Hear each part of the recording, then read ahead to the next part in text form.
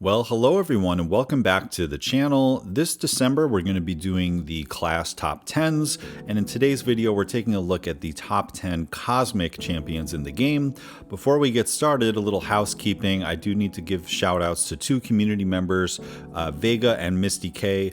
Misty K is putting together these amazing graphics for Vega, myself, and some of the other Illuminati that sort of show a profile of what our current priorities are in the game. You can see in this graphic here I am a former Masters War Alliance officer. However, currently my main focus in the game is Chill Alliance and just getting through the PvE content. And then of course, big shout out to Vega, who is the mastermind behind the greatest tier list in all of MCOC. It is put together with the many brains of the Illuminati as well as himself. So if you've ever checked out that tier list, just know that some of the comments and everything came from me as well and my feedback. But in today's video, we're really going to take a look at a tier list of the top 10 cosmic champions through my lens as a player who is very focused on content and just having fun in the game. I don't have the largest roster, so when it comes to rank ups, making sure that I have the correct utility to get through any of the end game content that is going to be coming out is very important to me. I do think that the best rewards in the game currently are coming through the content. Even though BGs and Alliance War is very competitive and fun, the time that you put into that versus the rewards that you get isn't always worth it. So I'm trying to give you a well-rounded idea of who I think are some really good champs to rank up on attack and offense for yourself, with a little bit of focus on BGs, but mostly just looking at utility and who's fun. So the way we're going to break down this top 10 list, I'm going to spend a lot of time talking about my personal top 10, which is based on the way I play, my own tendencies, and then at the very end I will show you the full graphic that also has a more objective review of my recommended champs. You'll see a little bit more of like objectively good champs there that may not always agree with my personal list, but you can kind of see the way I play the game and the way I rank up on one side, and then on the other side sort of a more objective list. So hope you enjoy it. Let's get started with some honorable mentions on my personal list. So my first honorable mention is Beta Ray Bill. I tested this guy a lot because at one point I was really considering rank 3ing him, and he certainly has a lot of utility. The grit is amazing for dealing with Unstoppable. He's really good at countering future Ant-Man as well. And then, his damage potential is just absolutely crazy. The thing I don't love about him is sort of the complexity of his play style. I'm not a big fan of that, like holding heavy and intercepting with a special technique. It just doesn't always work for me personally. And, obviously his ceiling is totally insane, especially when he's duped. So I do massively respect what he brings to the table, utility-wise and damage-wise. He's a very good champion. It's just, I feel like other champions do what he does a little bit more simply. And I would prefer ranking them over him, but he definitely makes an honorable mention, if not like barely making it into the top 10 if I really squinted at it and looked at it a different way. But at least for my own personal play style, I don't necessarily need this guy, and that's why he is coming in right here. Even though he's got that pulverize and all this unique utility, I do think that he is an honorable mention for me personally. Now this one's going to be a little controversial, but I have moved Venom, like regular Venom, off of the top 10 and into the honorable mentions. And listen, when the base pool for 7 stars first came out, I think many people, including myself, regarded Venom as one of the original cosmics in that pool that was most worthy for rank 3. So a lot of people rank 3'd Venom right away, and he was an absolute monster in Battlegrounds, and a lot of it had to do with him punching down, using the Venom relic, and just being an absolute menace on offense, getting fights done very quickly, etc. Now, as we have expanded the 7-star pool a little bit, I want you to really look at Venom under the microscope. And while he's very easy to play, he has very, very respectable damage, especially with the bleeds, and he does have a certain amount of utility. Like, he can get rid of the buffs, he has a little bit of regen, he has armor break, he has the spider evade counter, and then he has like a true strike or true accuracy as you get very low on health against the opponent, which is good for Iron Man Infinity War. He does have all that, but at the end of the day, I don't think he has enough to compete with the current utility that the more modern cosmic champions are coming out with. And I think, will you ask yourself, like, yeah, he was my first rank 3. Will I continue to rank him? Will he be a rank 4 over, say, some of these other champs that I'm going to name in the top 10? Or is he going to be my first rank 5? And I think if you really inspect the answer to that, the answer is going to actually be probably not. I know for some people that are very Battlegrounds focused, he may still continue to be relevant, but I think he is sort of suffering from success because he was so good in the basic pool. Initially, a lot of people ranked him up right away, and since he was punching down, he was doing amazing in Battlegrounds, and it kind of oversold how good he is. So as much of a Venom fan as I am, he is just an honorable mention for now. He will be higher on my more objective list because I would recommend that people rank him. It's just for me personally, I don't really see what he brings to the table for my current playstyle compared to some of the other Cosmics that I have ranked. And then finally, my last honorable mention is actually Serpent. He is, of course, a really annoying defender, but he does bring a lot to the table on offense. He can ramp up within a quest and within fights, and he's got a bunch of various immunities and abilities to kind of just completely punish the defender. We know that he's a really good option for future Ant-Man in the Necropolis, which, did not have a counter until he came out, and, until Beta Ray Bill came out. So, he is a really good rank up. If you're more BGs focused than me, he's almost an automatic rank up because he brings such prowess to the defender status. And then you can also use him on offense. But since I'm mostly looking at offense currently, I do think that the other ones on my top 10 eclipse him ever so slightly on offense. Even though he is a really well-designed character offensively and brings a lot to the table, I just personally do not prefer playing him compared to some of the other ones. So with that out of the way, let's get to our personal top 10. So coming in at number 10, this is going to be my most controversial one, but if you know anything about me, you know that this guy is going to have to make the list. And my number 10 is Venom Pool. Now, again, remember, this is through the lens of questing, of just getting through content. And Venom Pool brings a lot to the table, especially when it comes to the jobs that Cosmics have to do, which is hosing tech champions. Any champ that has an armor up buff, Red Skull is obviously the biggest answer, but infamous Iron Man, regular Iron Man, Lady Deathstrike, like there are so many champions that are annoying on defense. He can just absolutely remove them, even if they're nullify immune, even if they're armor break immune. His Omnom can bypass all of that, and he converts it into massive heals. So the main example of this is, of course, Red Skull. You can hit his block all day, bring yourself down to 25% health from all that damage, throw one special one, you eat 3 armors, and then you shoot up to full health. It's an incredible ability, and on top of that, he's also immune to shock against them. He can be immune to incinerate with a synergy, and then he can't be power burned as well. So he's good for Penny Parker and any of those annoying sort of power burn champions.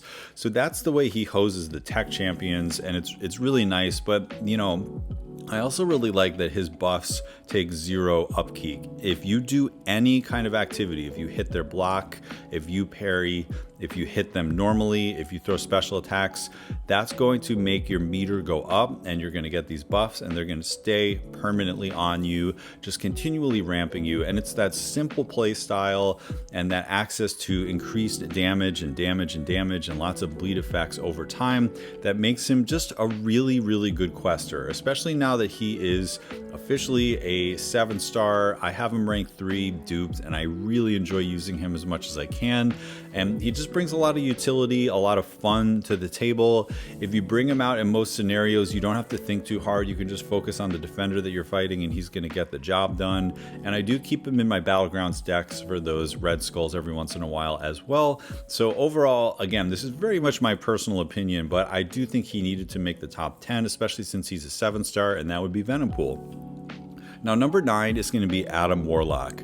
And when it comes to Adam Warlock, it's pretty much a play style question. I think he could go a lot higher if you just rate him on potential, but I've been hosed by him a lot in that, the AI doesn't play ball, or I'm just not quite on top of it when it comes to maximizing his rotation. But that said, even if you don't care about speed, it's all right, because you can play him a little bit safer, and if you lose your unblockable phase and you have to start your ramp all over again, it's fine.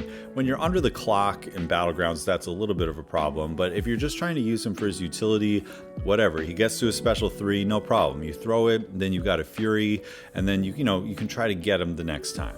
But he does have a really interesting play style that leads to a lot of utility, the fully unblockable, the almost guaranteed crits when he gets that precision buff. And then once you get to those Furies, he's doing absolutely crazy damage. And when he's high Sig, the regen that you get from the stasis pod is quite high. You can activate that every single time with a special 2. And, you know, as long as you don't get like stunned or damage over time effects while you are in that pod, you can pretty much tank any special attack, survive it, heal some of it back, and then, you know, you're no worse for the wear. He's an absolutely incredible champion, very powerful with a high ceiling. And if you're aware of all the things, if you're making sure that you're manipulating the AI the way you like, and, you know, you've got your specials in your back pocket, you got your strikers in your back pocket, and you got your one manual activation of the stasis pod in your back pocket, you can really have a lot of ways to keep his combo chain moving in the right direction. And he can just do an absolute devastating amount of damage. Underrated also is his little the buff that basically like prevents, it basically makes him immune to like all the energy damage related debuffs and effects and all that, and it lasts for a pretty long time. So, you know, you can have that in your back pocket for hazard shift or like, you know, any type of thing where there's going to be one of those damaging effects right at the beginning of the fight. That makes him a little bit more versatile, and it is nice that this isn't like a pre-fight ability. It's just once per match, you always get to keep it, your activation of the stasis pod. It's really nice. He's really tanky because of the regen, and he can be a little bit of an annoying defender, but we're not really talking about that today. I just really like Adam Warlock. It's just I'm personally not bringing him any higher than sort of the bottom half of this top 10 because of just some annoyances in the way that you play him and occasionally getting hosed because of AI. Now, speaking of a very similar thing, in number 8 we have Gladiator, and I've learned to like this guy a lot more, especially now that I have him duped. But the duped ability is quite good, even at low Sig, like even at Sig 1, because you will prevent the armor ability accuracy of the champion that you're facing right at the beginning of the fight, which means especially for Red Skull and like, you know, future Ant-Man and stuff like that, you just start with no armor, and gotta love that. That's a really, really cool ability. It's something that we're seeing in more and more tech champs over time. I mean, cosmic champs over time. I'll talk about that a little bit later. But, you know, you see a lot of absolutely crazy things with Gladiator, but you don't have to do all those crazy things.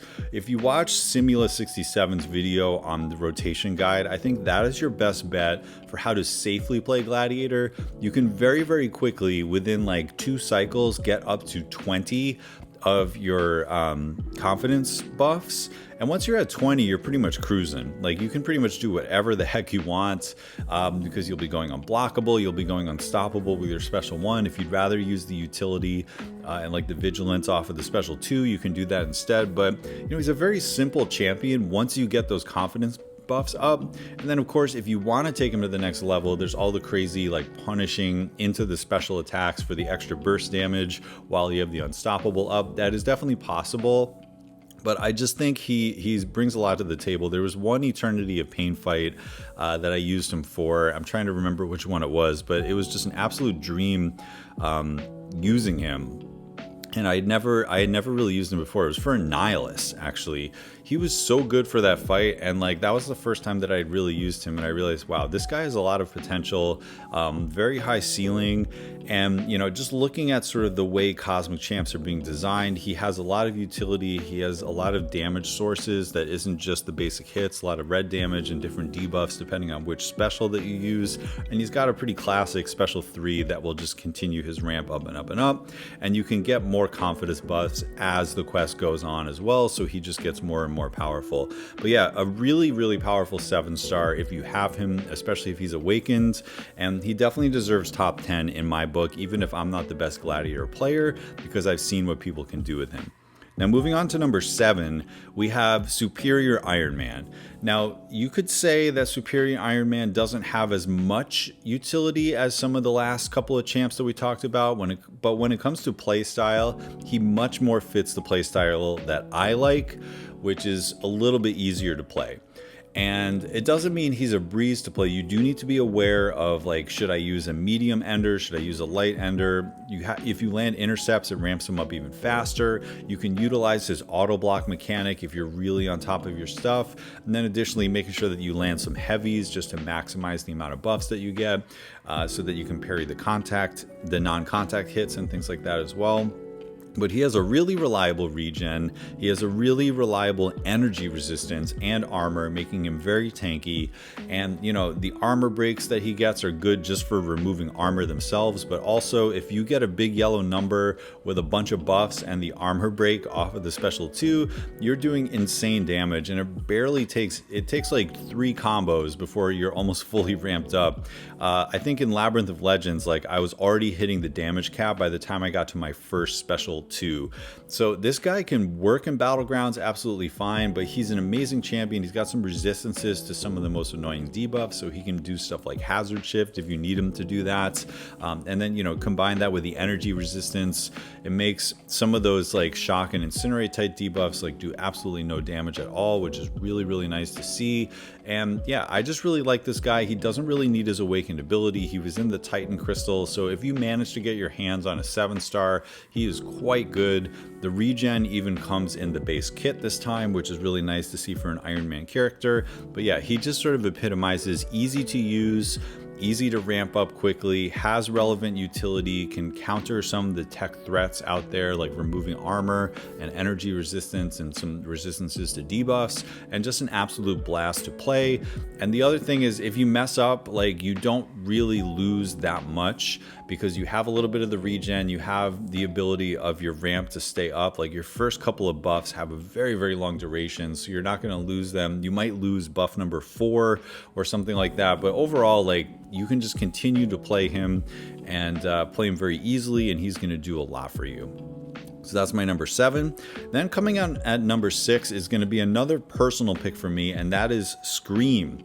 Now, I highly recommend trying her at a high SIG, which is why I did the grind for her. I took her to SIG 200 because she also, like Gladiator, has that ability, no armor ups or anything at the beginning of the fights when she starts the fight at SIG 200, and then if you keep up enough madness throughout the fight, that will also be the case. So this means Red Skull, future Ant-Man, they are completely done with their armor ups before the fight even starts, and you can maintain that the whole time. Now, she has access to some buffs that can help. The one I like a lot is the Energize.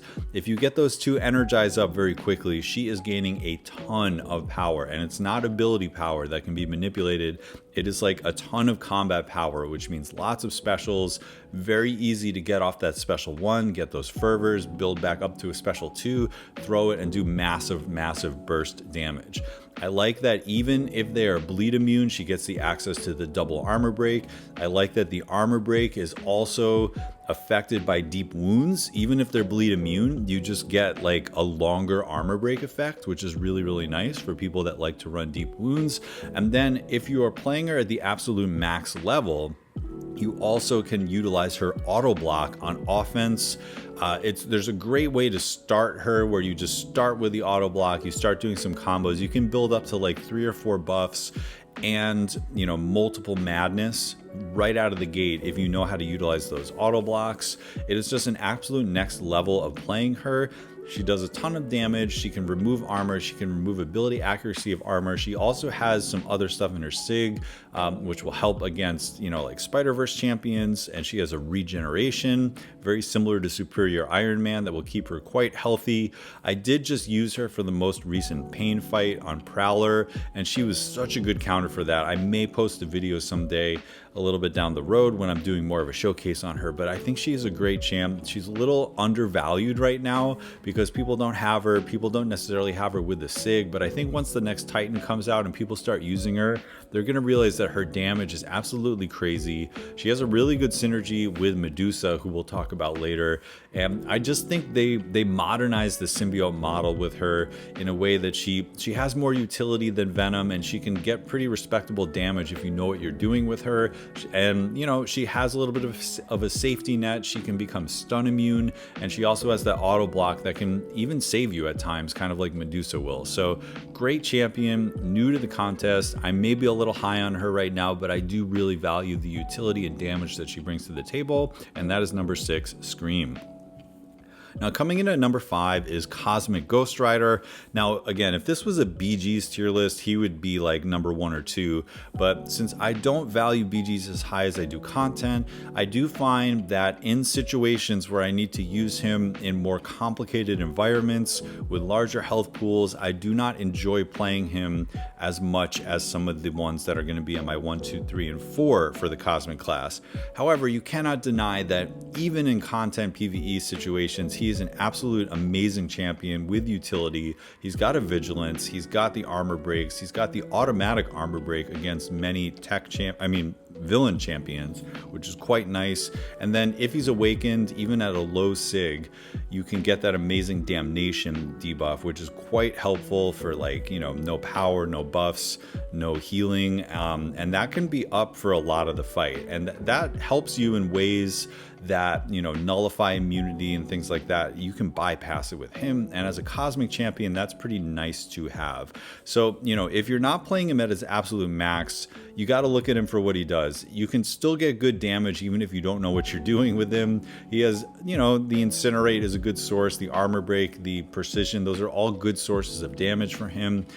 You can go to the special 3 and get a Fury, and, you know, he has his own immunities, and additionally, you know, vigilance, damnation, that's just a really, really good character there. But if you really are on top of your rotation and you're, you know, using the judgments in the correct order, especially for longer fights, you can get some absolute monster damage for pretty much any content, and then certainly for Battlegrounds. So he is going to be a little bit higher on my, like, more objective list, but again, this is my own personal list. I find if it's content, if it's a pain fight and he's like one of the tags, I'm not usually grabbing him because I usually fumble with him. It's just like a lot for me to keep track of, and, you know, sometimes things don't quite line up and your judgments get a little bit out of order because you're paying attention to the node set and the defender, and you can get really flashy videos with him if everything goes right. But on day to day, I find that the top 4 that I'm going to list are a little bit more reliable, and that's why he's just number 5. But please note that I have major respect for this guy. He is one of the best champions in the game,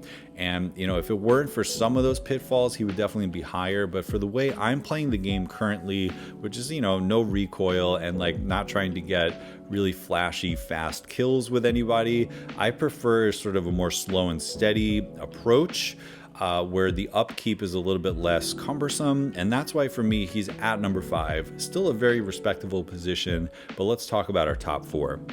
So now coming in at number 4 is actually going to be Medusa, who is freshly buffed and then almost got a second buff because Armor Shatter got an update to the ability to also take care of passive armors, which is immediately going to have a great effect for 2 champions that come to mind. One is Iron Man Infinity War. It used to be that, you know, her armor breaks could remove his passive armor ups, but once you got the Armor Shatter and you weren't placing new armor breaks, then he could continue to build up. Well, she also has a true accuracy buff now, but in addition to that, he will no longer be able to make passive armor ups. But the even bigger one is future Ant-Man, because it was kind of the same thing. Her armor breaks would remove them, and then they would just turn to passive armors. And the same thing would happen during the Armor Shatter phase. But now, no more. She is overnight one of the best future Ant-Man counters in the entire game due to this new ability that was updated with the Armor Shatter. It is still fantastic for robots, and, you know, she and Arcus are the only champions that can do it against robots. But yeah. Additionally, like, they basically just amped her damage. That was the main thing that they did. So now, you know, bleeds and stun off of the special 2, larger armor breaks, larger amount of furies, always having a base of the 3 furies, but going up to 6. That just creates some big yellow numbers, some bleed damage on top of it. And then the true accuracy just opened her up for a few other matchups. Like, we already talked about Iron Man Infinity War, but now she can deal with that auto block. She can deal with any of those annoying evaders. Like, one of the worst things about playing her before is like if there was some kind of evade, you're trying to get your armor shatter up, and if they evade one hit of the combo or the special one, you don't get the armor shatter. But this will work against Ultron, who, because of his functions, he was still able to evade you during that armor shatter phase, but no longer because of that true accuracy. You know, like Stark Enhanced Spider-Man as well. And then also Shocker, right? Shocker has an auto block that comes on when you have like over 50 of his charges, and now you won't have to worry about that at all. She can just throw specials freely against him. So having the true accuracy is like a huge piece of utility, and then additionally having, you know, a base of just 3 Furies all the time, which means the auto block is armed and ready to go all the time, and then you can go up to the 6 for even more damage. When you're hitting into Penny's shield with 6 Furies, you're able to get it down in like 2 combos, so that's super duper helpful. And then again, you know, any auto block, any evade, plus she just does huge damage. I have an ascended 6-star one. I can't wait to get my hands on the 7-star with the additional stat focus. I think you're going to be surprised at how hard she hits, and she may not be like the go-to cosmic champion for battlegrounds. Like, she's probably not going to dethrone Cosmic Ghost Rider, Hulkling, like these absolute mainstays of the decks right now. But I do think when we see big bosses of like, you know, Shocker, Iron Man Infinity War, things like that, big robots, her steady play style of just sort of like safe control of just sort of hitting into the opponent, everything just working the way you want it to, and being able to consistently keep it up without having to re-up your utility is going to be very, very powerful, especially as a 7-star. And, you know, since I'm talking about content here, end game content, I do think that she is going to be a mainstay for clearing content in the Cosmic class. They gave her a lot of relevant utility. Like, if you think about her ability kit, it's very similar to Null now, right? Like, you can get rid of armor, you have the true accuracy, you have bleed and armor break as sources of damage. It's just she does rely on buffs a little bit more, so if there's any type of buff prevention, she's going to be in a little bit of trouble. But, you know, she does go outside of just the cosmic versus tech relationship as well, because armor break and fury, it does big numbers against anybody, which means that she's a very versatile champion. She isn't just targeting techs like some of the champs that we've already talked about today, and because of that, I do highly rate her for those people looking for fun, looking for sort of easy to use champions that are going to help them clear content and have a really good time while they're doing it. And that's why she's as high as number 4 for me. Now, speak of the devil, number 3 is going to be Null, who, like I said, has a very similar utility to Medusa.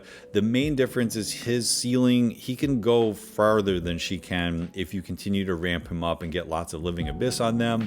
And also, he doesn't necessarily rely on buffs at all. Like, he does have an unblockable and unstoppable right when he starts his corruption, but I really like that he's able to remove armors without debuffs, without any type of armor break or anything like that. And also, he just has a passive true accuracy on his symbiote attacks, which are like the mediums or the special one. So again, like your Shockers, or, you know, anybody that has any kind of auto block or evade, he can totally deal with it. I love that it's on medium, because that means if you're going up against an evader and you're dashing across the screen, making yourself vulnerable with your medium, it's never going to miss, or it's never going to get evaded due to that true accuracy. So I have lots of content on Null. He was my first max rank 6-star. I just think the thing about Null is, like, he does what he does all the time, and you know what you're getting, you know what you're getting into. He's just extremely reliable.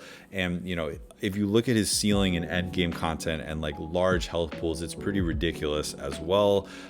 So I've talked a lot about him in the past, so I'm not going to really get into it here. But, you know, whether it's the special one spam where you're healing, where you're degenning them, you're just putting tons of Living Abyss, or if it's building up to a big special 3 and then throwing special 2s with the big armor breaks and the instant bleeds. There's just so many ways to play him, and not to mention the combat power rate reduction against his opponents can just make you extremely aggressive and just going for it. So I really, really like Null. He brings a lot to the table, and there isn't much that can stop him, and he does it in ways that other cosmics necessarily don't do it. So that's why for me, he is still number 3. I think he has been in my top 3 for a couple years now, and I really still rate him that highly, especially if we're talking about big health pools. He's just one of the best. And, doesn't necessarily need the awakening, but if you have it, then you can deal with healing in a completely unique way as well. And he also, like I said, has the ability to heal. And lastly, even though I don't, if you do run him with recoil, it just supercharges him. He's got great resistances to those debuffs. He can heal back most of it, and it just ramps up his damage even more. So very versatile champion for lots of different play styles. I think a lot of people would like him if they ranked him up, and that's why for me, he's number 3. Now, my number 2 is a bit of a promotion for me, and it's Hyperion. Now, Hyperion as a 7-star is borderline broken, and, everyone always complains about the RNG. Oh, the stun doesn't always hit, and like, man, I'm not getting any Furies and things like that. But let me tell you, man, this guy is just constantly gaining power. Even if he has 0 Furies, you can spam special ones forever and just continually put incinerates on them with barely giving them any power. If stuff lines up and you throw a special 3, you get your cosmic charges, you get some Furies. It's just crazy. And kind of like Hulk, he can just usually finish fights with a big stun chain if everything lines up. So he isn't always safe, right? Like there's always a little bit of an issue with that, of like, if you go ham with the special 2 spam, things can go wrong. But if you're good at heavy countering, if you're not trying to, beat things up as fast as possible and get like a 52k battleground score, and you're like, all right, I'm not going to go for a stun chain because they have red bars of power, and you're just going to try to lean into what he can do with damage and throwing specials, he is still just an absolute powerhouse. Like if you haven't ever seen a rank 3 Hyperion, like it is a sight to be seen. This guy has aged really well. I think he is one of the only 2016 champs that is like still meta relevant. And he does have the poison immunity. He has a little bit of extra resistance with the cosmic charges, and he also has a massive heal. So like if you're in the middle of a questing situation, you're using him and you're like, man, I'm getting low on health. You can cash in, heal, just kind of chill for a little bit. Like you can still get access to your Furies and a lot of your effects, and then you get your cosmic power gains back, and you can basically like heal completely up at the end of the fight if you're in a long questing situation. So I've always liked that about him. I think his healing is a little bit underrated. The best thing about him is at Sig 20 he's almost maxed out in terms of his Sig ability, so you don't have to give him Sig stones. If you manage to get the 7-star, if you manage to dupe him once, I highly recommend at least bringing him to rank 2 because he comes up so often. He's such a powerful champion, and for me, he's my number 2 because again, we're talking about questing, we're talking about ability to go through content in the game, and in PvE, he is still an absolute king, and he also works for Battlegrounds of War on occasion, polka dot power, anything where you might need a little bit of armor break, just being able to spam a ton of specials, like if there's the missing in action node or things like that. He's just really, really good for that kind of stuff, and you gotta love it. So that's Hyperion number 2. And my number 1 is going to be Hulkling. Even though he's a 6-star, I still think Hulkling is the most powerful cosmic champion. He is borderline broken. Like the dude, when I first tested him, I felt the same way. I just felt like, man, this is way too easy to get the unblockable, get the 2 Furies, and just absolutely wreck. And the fact that he can go unblockable, the fact that he's immune to power burn and poison and shock on top of all of that, he's just an absolute menace on attack, and he can be an annoying defender too if that matters to you. So there's not much else to say about Hulkling. I do think that he's just one of the most powerful champions in the game. There isn't much that can stop him, and the fact that the 6-star is still punching up absolutely fine makes me think that we won't see him as a 7-star for a while, yet he is still at the top of the cosmic class for me. If we ever do see him as a 7-star, it'll be quite a day, I'll tell you that much, because he doesn't even really need the awakened ability. It will lengthen the Furies a little bit, which can help with closing out Battlegrounds fights, but yeah, he's just crazy, especially the way he works with relics when he's unblockable. You can just sort of like chain them into death at the end of the fight, and then of course power backs are completely busted with him as well. Penny Parker, any of those annoying power burn type champions, he's absolutely great for, and it's just an amazing champion. So that is my personal top 10. Let's just take a look at the recommended ones. This is my more sort of objective review. So you will notice that Hercules didn't make the cut on mine. And listen, I know Hercules is probably the most powerful champion in the game. I put him as number 2 on my objective list. I still think Hulkling is a better champion. But the thing is, we're talking content, we're talking fun. Kabam is notorious for making the big end game content Hercules proof. Like the saga incursions, you can't use him because he's never going to be in the sagas. Like they often put on nodes in the pain content so that you're never going to actually use him. The fact that he's still a 6-star and he's never going to be a 7-star in my opinion, I just think his time is dwindling. So like the way I'm playing the game, Hercules is almost irrelevant. Now, that doesn't mean that he's not an incredibly powerful champion, and I wouldn't say don't rank him. I think do rank him if he's going to be useful to you. And again, in my more objective list, you'll see him. He is number 2 behind Hulkling. So yeah, Cosmic Ghost Rider a little bit higher. As I talked about, Venom actually makes it into the top 10 because I would recommend for most people ranking Venom is going to be a very fruitful endeavor for you. For me, he just doesn't add anything to my personal roster, so he's staying low rank at this moment. Medusa to me still makes the top 10, and the only other champ that we haven't talked about is Gallon. I do think Gallon is quite good. He might be trapped as a 6-star because of some of the things that he can do. He does have a limit to how much damage he can do based on his base attack, and stuff like boosting attack and like recoil, it doesn't really affect it. So the only way to get more damage for him is to continue to rank him up to allow him to be a 7-star, and we may not see that for a while. So for me, Hulkling carries all of the Gallon related stuff, but that doesn't mean on my more objective recommended list that I'm not gonna leave out Gallon. I think he does make it at number 10. And then the final champion to talk about in my honorable mentions that wasn't in my personal list is Gamora. I do think that Gamora is one of those, if you rank 3 her, she will immediately do stuff to help you clear content. She was good for Necropolis. She's great in Battlegrounds. She is a nuke for short health pools, and she is actually pretty good at sustaining damage over long fights. So, Gamora is a classic example of a buff of just like a super easy to play champion that gets the job done. And that's why she's an honorable mention, because she's not necessarily solving all the problems of the world that you want, like some of our top 10 champions are, but in terms of just going out there, having a good time, getting some really good results in most situations, Gamora definitely fits the bill, and because of that, she gets an honorable mention. So anyway, take a look at the graphic. You can sort of see the difference between my personal and my recommended list. Hope you enjoyed the video. Please leave a comment so that I can know what you're thinking, see what I missed. Definitely am always open to discussion to talk about how I can do these better. Please like and share, subscribe if you haven't as well, and check out all of Vega's videos and any of the other Illuminati covering this type of stuff. It's been a lot of fun. Tune back in for a little bit more in the future, and that's going to do it for today. Thank you so much for checking it out, and I'll catch you in the next one.